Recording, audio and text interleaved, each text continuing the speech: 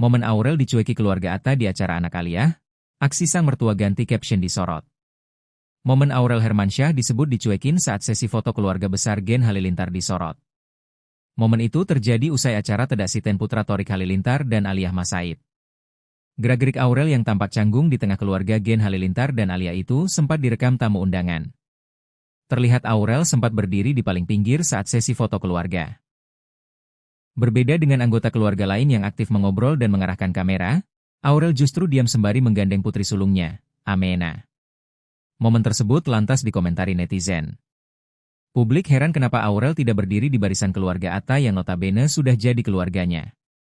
Aurel justru berdiri di barisan keluarga Aliyah. Netizen lantas berkomentar soal adik-adik Atta yang disebut tak dekat dengan Aurel. Video Aurel disebut dicuekin keluarga Gen Halilintar itu sontak ramai diperbincangkan. Publik lantas mengaitkannya dengan unggahan terbaru Atta Halilintar di TikTok. Dalam postingannya, Atta menyinggung soal sosok yang tak menghargai. Unggahan tersebut dibagikan Atta di tengah memanasnya isu Aurel dicuekin keluarganya. Tidak diajak, jangan ikut.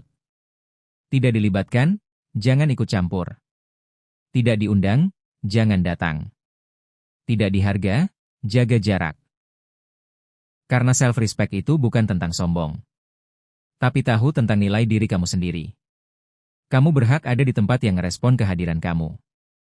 Bukan yang cuma butuh kamu pas mereka lagi sepi, tulis Atta Halilintar dalam postingannya. Unggahan Atta itu lantas dikaitkan dengan Aurel yang disebut tak ikut dalam sesi foto Gen Halilintar. Aurel juga disebut tidak diposting Ibunda Atta, Lenggo Geni Faruk dalam postingannya di Instagram. Namun ditelusuri tribunnewsbogor.com, Lenggo Geni Faruk tampak membagikan foto kebersamaan keluarganya dengan Aurel. Bukan cuma soal momen foto bersama, Gen Halilintar juga disorot karena caption Lenggo Geni Faruk di postingannya.